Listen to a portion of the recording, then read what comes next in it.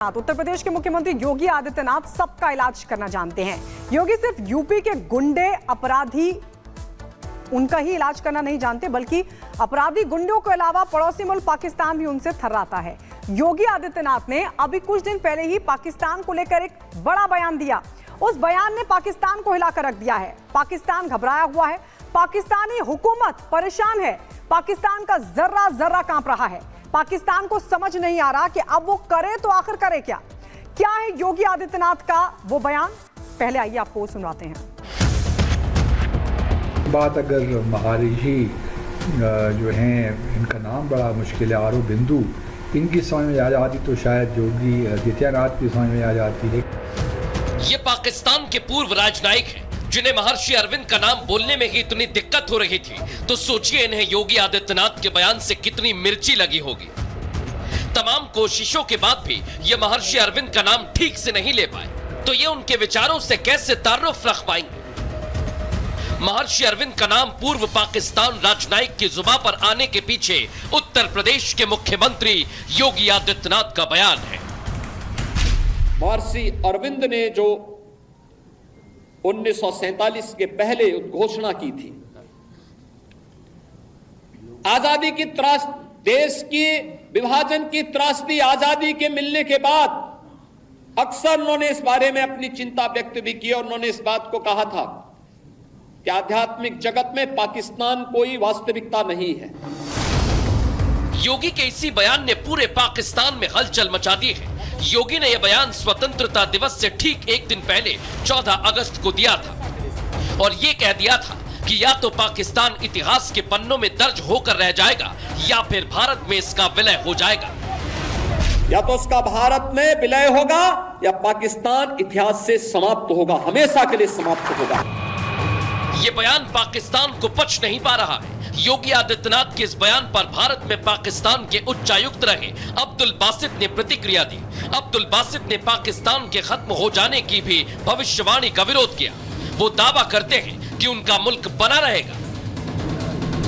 महर्षि औरोबिंदु, तो इनका कहना ये था कि जी वो भी पाकिस्तान से मुतल्लिक यही बात करते थे कि जी जो Pakistan had no reality in the spiritual realm. अब हमें नहीं मालूम कि इसका मतलब क्या है, एग्जिस्टेंस स्पिरिचुअल वर्ल्ड में क्या होती है। ये खैर है, योगी साहब को भी आई एम श्योर नहीं मालूम होगा कि वो क्या कहना चाहते हैं, स्पिरिचुअल वर्ल्ड से क्या मुराद है। हालांकि अब्दुल बासित को योगी आदित्यनाथ के इस बयान का मतलब ही समझ नहीं आ रहा और ये बात उन्होंने खुद स्वीकार की है। साफ है पाकिस्तान का अस्तित्व खतरे में है।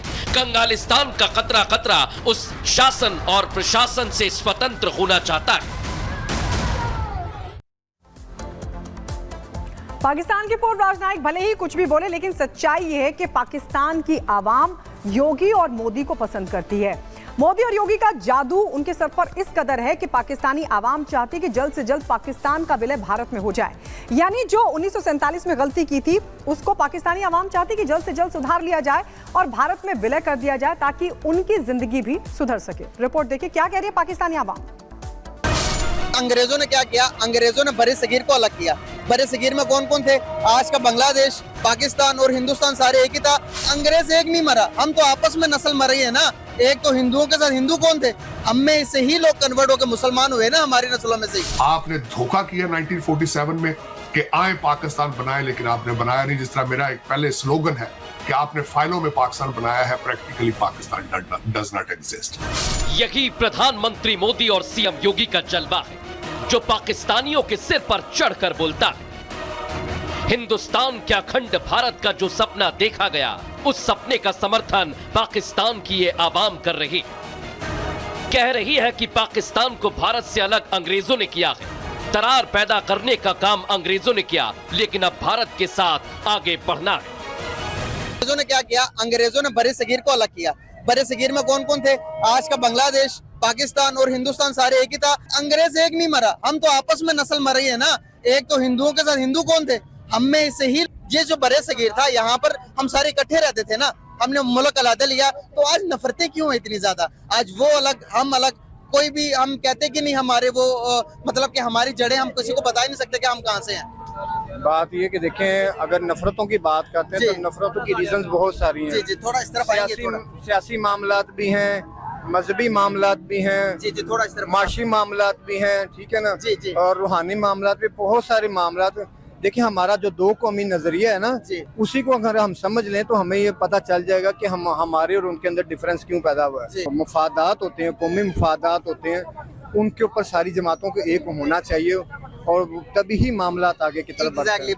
पाकिस्तानी मान रहे हैं कि अगर पाकिस्तान का हिंदुस्तान में विलय हो जाए तो गरीबी, बेबसी और लाचारगी का दौर खत्म हो जाएगा, लोगों की इज्जत बढ़ जाएगी, क्योंकि हिंदुस्तान का डंक आज पूरी दुनिया में जोर शोर से बज रहा है। जाए कि पीएम मोदी भी जो हैं वो एक तरह से डरे और खौफजदा रहते हैं पाकिस्तान से, तभी पाकिस्तान आते भी नहीं है, पाकिस्तान की जो लीडरशिप है उससे मिलते भी नहीं है मोदी जी, क्योंकि मोदी जी को पता है कि अगर मोदी जी हमारे किसी प्राइम मिनिस्टर से, हमारे किसी प्रेसिडेंट से, हमारे किसी भी मंत्री से या किसी आम सिटीजन से या किसी से भी अगर मिले तो मोदी जी ने अपनी जेब में हाथ डालना है और जितना पैसा होगा वो निकाल के दे देना है, बल्कि बाद में कह भी देना है कि इनको 2-4 बिलियन डॉलर भी ट्रांसफर कर दो। ऐसा होने के भी बहुत चांसेस हैं, इसी वजह से नहीं मिल रहे। लेकिन पाकिस्तान में जिस तरह के हालात हैं उससे दुनिया वाकिफ है और पाकिस्तानी भी अपने हुक्मरानों से इतना परेशान हो चुके हैं कि उन्हें उम्मीद अब पीएम मोदी और सीएम योगी से ही है। पाकिस्तानी आवाम एक सुर में कह रही है कि भारत के साथ हाथ मिला लिया जाए ताकि जिल्लत भरी जिंदगी से छुटकारा मिल जाए। देखिए, अपोलोजाइज कर लें और अमन के मुआहदे करें, क्योंकि एज अमन, जब तक अमन नहीं होगा तरक्की नहीं करेंगे, लड़ाइयों में रहेंगे। देखिए ना, जब दो भाई लड़ते हैं दूसरा कमजोर हो जाता है और तीसरे आके फायदा लेते हैं। इंडिया कह रहे भरोसा नहीं करना, बार बार हमारा भरोसा तोड़ते हो। पेरेंट्स, मेरे दादा वहाँ से माइग्रेट करके इधर आए थे 1947 में, मेरे वालिद साहब रास्ते में पैदा हुए थे। आज मेरा दिल रोता है कि मैं क्यों मेरा दादा इधर आ गया था, क्यों मेरे बाप को ले आया था। भाई आज हम इंडिया के साथ तरक्की कर रहे होते ना। पाकिस्तान में मुसलमान ज्यादा मरे हैं as compare to Indian Muslim in 70 सालों में, देख लें।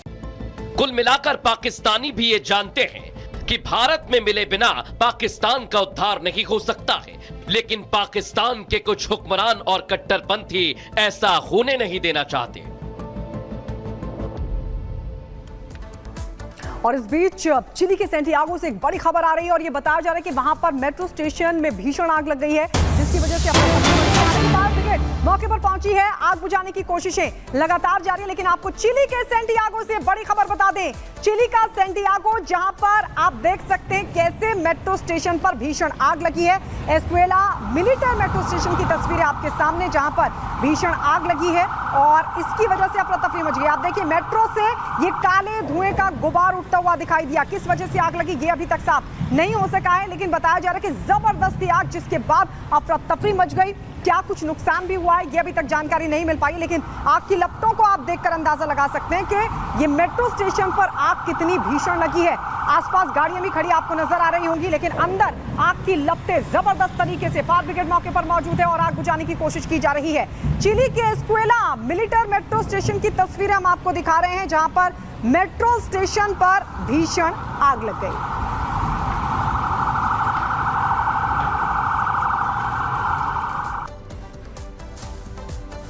और आइए बात करते हैं झारखंड की। झारखंड में इस वक्त सियासी पारा चरम पर है और वजह है चंपई सोरेन। चंपई सोरेन ने अपने अपमान का दर्द बयां कर यह स्पष्ट संकेत दे दिया है कि अब बीजेपी में उनका जाना तय है। लेकिन हेमंत सोरेन इस पूरे घटनाक्रम के पीछे बता रहे हैं बीजेपी का हाथ। रिपोर्ट दिखाते हैं आपको।